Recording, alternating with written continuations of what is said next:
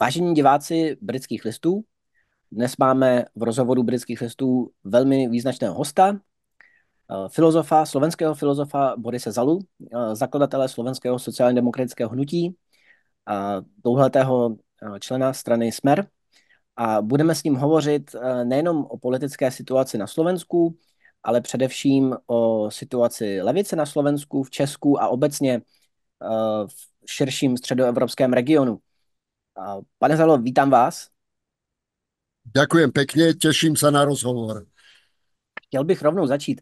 Mohl byste na úvod zrekapitulovat, jak se vlastně mohlo stát, že ze strany Smer, která kdysi byla sociálně demokratickým hegemonem na slovenské politické scéně, tak se vlastně dnes stala národně konzervativní strana, která v čele s Robertem Ficem nepřestává šokovat, kam až je schopná zajít ve své reorientaci, nejenom na domácí politice, ale i na té zahraniční.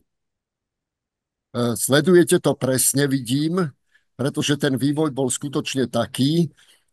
Ja som vlastne bol spoluzakladateľom Smeru s tou ideou, že zo Smeru bude sociálno-demokratická strana, pretože vlastne sme hľadali odpoveď na ten neoliberálny koncept, s ktorým vystúpil v tom čase predovšetkým Dzurindová vláda pod taktovkou Ivana Mikloša, ktorý bol takým žiakom Václava Klausa a presadzoval neoliberálne koncepty do slovenskej ekonomickej politiky práve podľa vzoru a receptov Václava Klausa. My sme začali Smer formovať ako alternatívu práve k tomuto ideovému prúdu a ja som dokonca na prvých 10 rokov našej činnosti veľmi hrdý, a to skutočne v tom, že sme začali budovať prvé momenty alebo prvky sociálneho štátu, to na jednej strane, a na druhej strane sme urobili veľmi významné kroky na vstup do Európskej únie, na vstup do šengenského priestoru, na vstup do eurozóny, čiže bol to veľký výkon a Smer paradoxne a proti mojej vôli, ale už som to nevedel zvrátiť, sa po roku 2014 začal výrazne orientovať práve smerom ku národno-konzervatívnej politiky. Taký predel základný bola migrantská kríza. Vtedy vlastne vedenie strany vo väčšine sa začalo posúvať k takej Orbánovskej politike, k typu Orbánovskej politiky a ja už som nebol schopný to zabrániť, tak som vlastne vystúpil zo Smeru.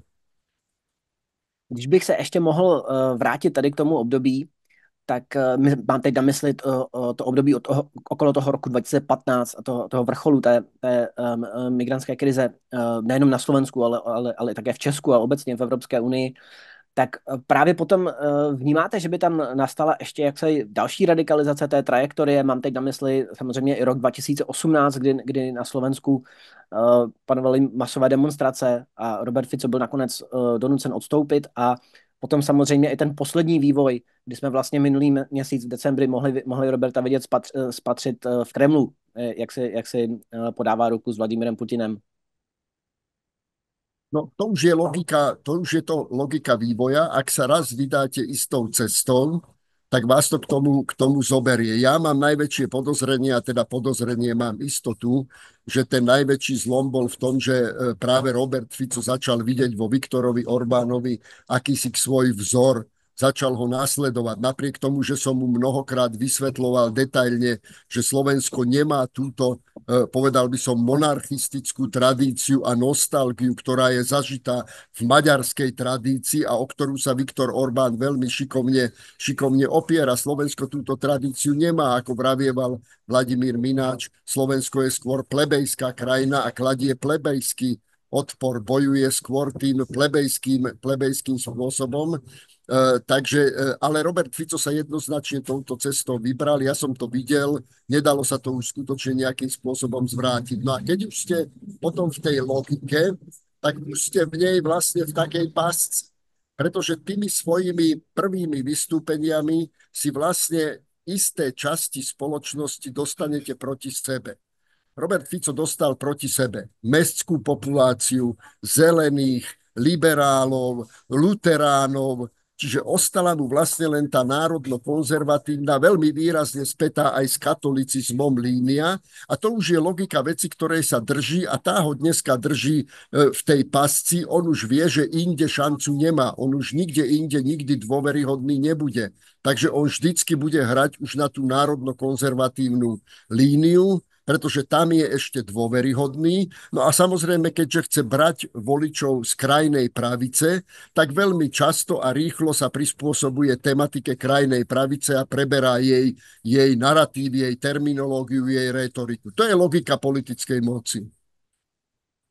Nedá mi to, abych se ještě jeden doplňující dotaz, když jste vlastně zmínil ten moment, kdy se Robert Fico cítil inspirován Viktorem Orbánem, tak ještě se vás musím zeptat, jestli v tom období neviděl on v tom vlastně paradox, kdy on vlastně se už tehdy začal upínat na radikálně pravicového maďarského premiéra a vlastně zároveň se snažil tak podbízet i tomu právě, jak jste řekl, pravicovému nacionalismu na Slovensku, který ale byl vždycky antimaďarský.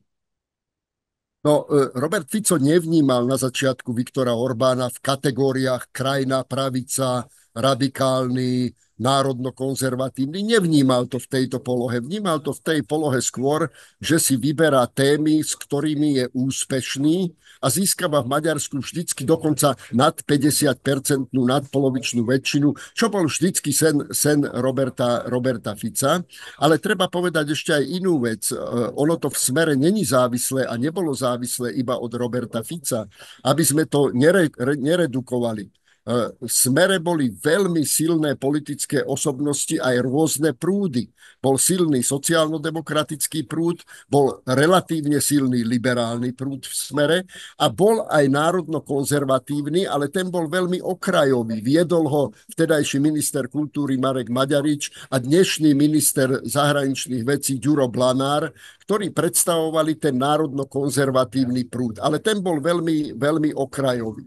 A Robert Fico sa musel pohybovať v týchto prúdoch. Robert Fico nebol, a skutočne to musím povedať, Robert Fico nemá v sebe žiadne diktátorské ani autoritárske sklony, ktoré mu pripisuje hlavne slovenská liberálna a pravicovo-liberálna vrstva.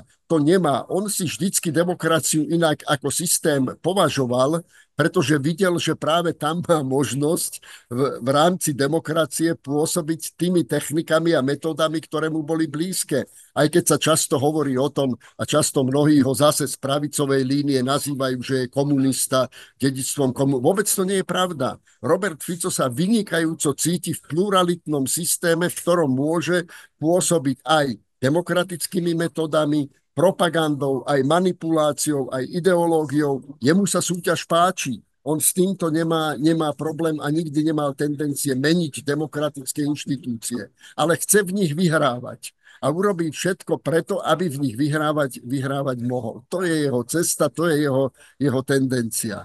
No a Viktor Orbán mu bol taký vzor, že aha, Orbánovi sa to darí, prečo by som to aj ja nedokázal. Čili vlastně, co se týče dalšího politického vývoje na Slovensku, tak se tady dá očekávat, že čím více se nějakým způsobem Robert Fico bude muset vypořádávat s nějakými domácími třenicemi, mám teď na mysli třenice v jeho pravolevé koalici, tak zároveň lze očekávat, že se bude snažit tu svoji rétoriku a ten svůj styl radikalizovat. Myslím si, že áno a vyplýva to práve z toho, čo som povedal, že jeho zásobáreň voličov už dneska sa nachádza len v tom národno-konzervatívnom spektre. Ja ich volám všeobecne Harabinovci. To je bývalý minister Harabin, ktorý kandidoval niekoľkokrát na prezidenta a má veľmi ráznu národno-konzervatívnu terminológiu. Dokonca aj Fica veľmi často obvinuje, že je dvojtvárny, že sa teda nedrží tej národno-konzervatívnej línii, že není v nej dostatočný, že hrá na obidve strany a tak ďalej. Ale Robert Fico vie, že jedine tam má svoju zásobáreň a toho zase prirodzene dovedie k tomu, že začne brať témy, ktoré sú tejto skupine voličov blízke. To mě přivádí k následující otázce, co se teď ale stane se slovenskou levicí. je vlastně strana dnes Matuše Šutaje Eštoka Hlas? Je to legitimní strana slovenských levicových voličů, anebo právě strana, největší opoziční strana Progresivné Slovensko je schopná absorbovat některé levicové hlasy? A nebo se prostě na Slovensku děje to, že levice jaksi zmírá? No áno, je to veľmi zložitý problém, ktorý ste teraz nadhodili, pretože aby sme si povedali otvorene, tí voliči, ktorí sami seba pokladajú za lavičiarov, dneska podporujú národno-konzervatívne prúd a podporujú Smer a dokonca ešte radikálnejšiu Republiku. A oni sami seba pokladajú za lavičiarov.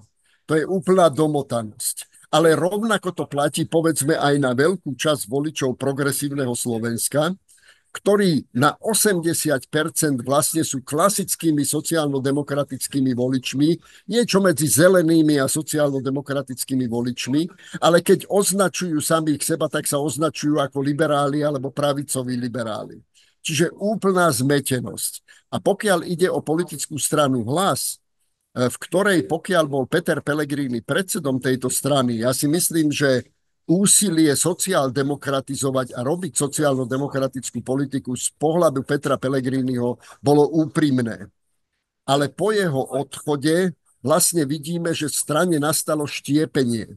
Tam je štiepenie v túto chvíľu a hlavne názorové, aj svetonázorové, pretože jedna časť, podľa mňa väčšia časť, inklinuje vlastne k retorike Roberta Fica, čiže k tomu národno-konzervatívnemu prúdu pod vedením Matúša Šutaja Eštóka, ale povedzme patrí k tejto línii aj minister práce a sociálnych vecí, ktorý si síce robí dobrú robotu, ale názorovo sa pokladá za konzervatívca. A na druhej strane potom je skupina, ktorá sa chce držať tej pôvodnej Pellegriniho línii, ktorou by mala byť nejaký sociálno-demokratický obraz alebo koncept politiky. Vidíme to napätie aj v parlamente, napokon preto vláda dneska nemá väčšinu a musí si ju ad hoc vždycky zabezpečovať a dôvod je práve toto štiepenie v hlase. A kam sa to vyvinie, to si nedovolím predpovedať.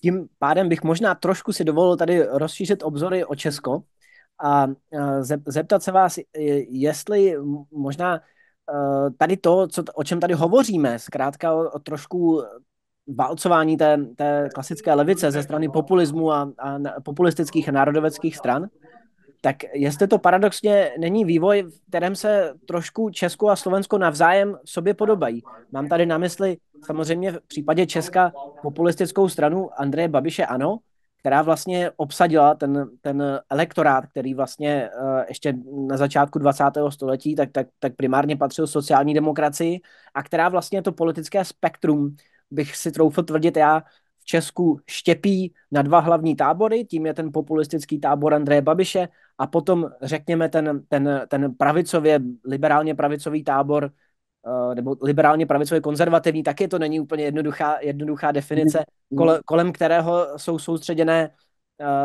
strany Spolu. Tím mám na mysli ODS, TOP 09 a KDU, ČSL. A právě tady v té situaci tak mně se zdá, že i v Česku tak jak si mizí ten prostor pro tu levici. A myslíte si, že to v nějakým způsobem se dá porovnávat?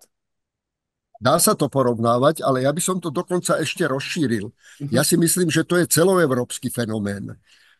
Ja nemám rád to delenie na západ a východ. Aj na Slovensku permanentne prebieha hystéria o tom, že Robert Fico ťahá Slovensko niekde na východ smerom k Moskve a hlavný protiklad je východ-západ. Vôbec si to nemyslím. Ja si myslím, že dneska naprieč Európou, ale aj naprieč svetom je to protiklad medzi národno-konzervatívnymi silami a medzi silami pokrokovými, ktoré smerujú k nejakému univerzálnemu usporiadaniu svetového spoločenstva. To evidentne, že to není delenie na východ a západ, vidíme v Spojených štátoch amerických. Ale vidíme to aj v Rusku. Putin nie je žiadna anomália ruská. Putin je klasický ruský nacionalista, ktorý sa pustil touto cestou, ale ju ešte aj doťahuje a doťahuje ho tým, že Rusko je jadrovou mocnosťou aj do imperiálnej polohy. Ale rovnako na druhej strane Trump není žiadnou americkou anomáliou. je výsledkom toho, kam sa republikánska strana za posledných 20 rokov posunula.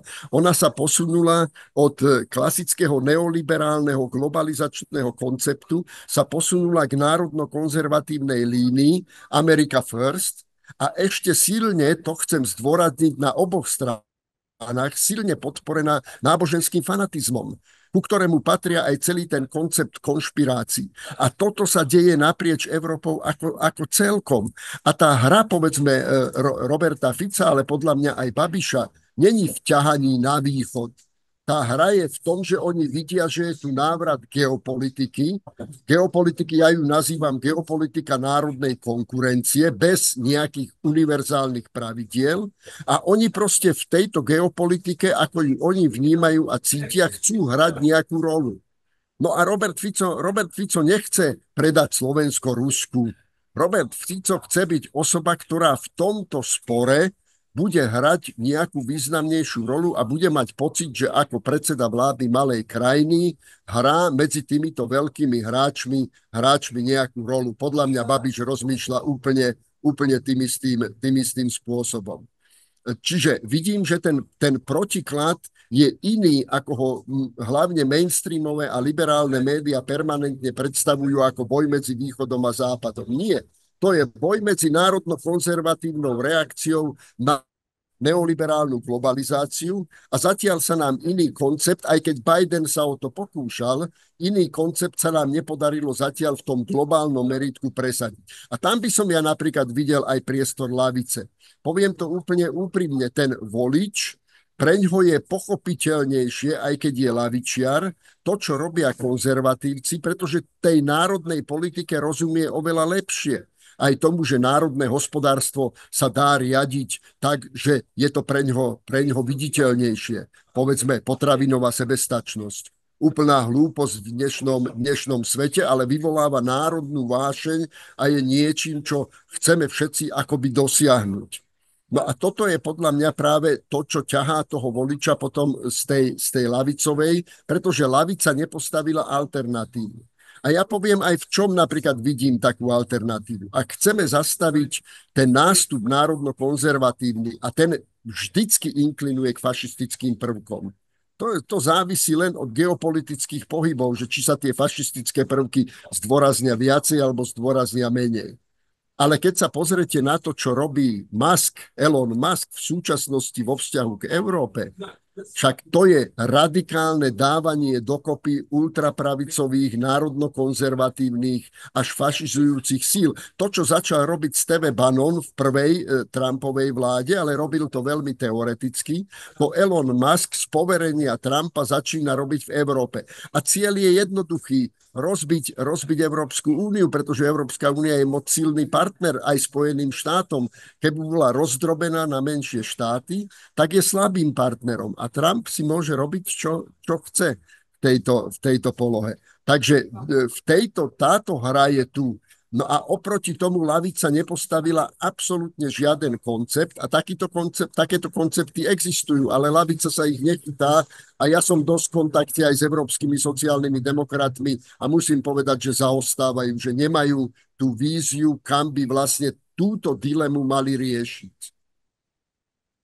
Když jsme takhle zabředli už do dneska se často říká do té globální politiky nebo do mezinárodních vztahů, bych já i řekl, tak mě nedá zeptat se vás, vynikající britský historik, nebo já bych vlastně řekl evropský historik, Eric Hobsbawm, tak ve svých klasických knihách jako Age of Extreme, tak když popisoval 20. a 30. léta, tak mně přijde, že popisoval něco strašně moc podobného, o čem tady dnes spolu hovoříme. Zkrátka to, jak se postupně během těch let štěpila politika na, dejme tomu, právě ten národně konzervativní k fašismu inklinující proud a ta levice na to nedokázala, neměla dlouhá léta odpověď. A vlastně potom až tu odpověď tak vyrobila až válka. A když se teda zeptám, myslíte si, že takový scénář vlastně to, co tady sledujeme, tak je něco, jakési opakování té historie? Tri krátke poznámky. Eric Hobsbawm to analyzoval veľmi, veľmi presne. Nemajú pravdu americkí historici ako Neil Ferguson napríklad, s ktorým som sa raz v Kieve pohádal, ktorý furt tvrdil, že dnešná pravica, ktorá vo svete sa šíri, je len populistická a nemá vôbec žiadne fašizujúce prvky. Vôbec to nie je pravda, pretože ten národný moment, o ktorom hovoríme, pokiaľ nie je podriadený určitým reguláciám, nadnárodným reguláciám, tak jednoducho on sa dostane do polohy vojny všetkých proti všetkým. Veď spomeňme si len v Európe, ak sa rozbije Európska únia, ak by sa rozbila Európska únia, tak okamžite si predstavte spory, ktoré má Slovensko s Maďarskom, Poľsko s Ukrajinou, Česko s Nemeckom, Nemecko s Holandskom a Dánskom. Už vôbec nehovorím o nejakých Trumpových nárokoch na Grónsko, Kanadu a podobných záležitostiach. Taliansko okamžite bude mať problémy s Južným Tyrolskom, Francúzsko s Korzikou. Spomeňme si po Brexite, ako začalo španielsko-britský spor o Gibraltar, ktorý skoro viedol k vojenským bubnom.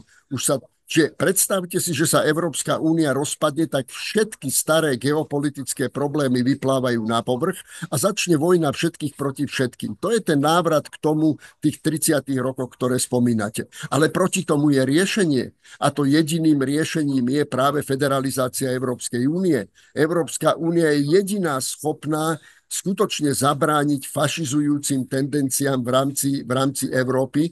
Inak paradoxne trošku poznám aj dejiny Spojených štátov amerických. Aj medzi americkými štátmi, napríklad v medzivojnovom období, ale aj po ňom, bolo množstvo štátov, ktoré mali tendenciu k fašizácii. To si my len robíme ilúzie, že nie. Ale tendencia k fašizácii v Spojených štátoch amerických v desiatkách a desiatkách štátov bola prítomná a zabránil tomu federál. Federál bol jediný, ktorý bol schopný tomu zabrániť, pretože mal tú silu tieto problémy vyrovnávať. A my máme jedinú šancu zabrániť tomuto integráciou Európskej únie do federálnej polohy. Spomeniem hneď jednoduchú vec. Prečo by sme nemohli federalizovať Európsku úniu v polohe obrannej únie? Prečo by sme nemohli mať spoločnú armádu? Prečo by sme nemohli mať spoločnú spravodajskú službu? Čo nám tomu bráni? Nič nám tomu nebráni. Falošný pojem suverenity, pritom paradoxom je, že pre také malé krajiny, ako je Slovensko alebo Česko, je vlastne Európska únia rozšírením suverenity. My máme v Európskej únii väčšiu suverenitu, ako by sme mali ako samostatný štát. My sedíme za jedným stolom s najväčšími mocnosťami a rozhodujeme o tom, kam sa táto obrovská sila bude pohybovať. To sme nikdy v histórii nemali. Dnes máme najlepšiu a najväčšiu suverenitu, akú sme kedy mali. Som sa rozrečnil, sa ospravedlňujem, ale ma to vtiahlo do... Ne, vůbec se neospravedlňujte, já jsem za to velmi rád. Bohužel nám končí čas, který máme alokovaný pro tento rozhovor, ale já se budu těšit, že bychom mohli pokračovat v tomto rozhovoru v některé další části. A ja sa budem tešiť. Všetko dobré prajem. Dovidenia. Díky.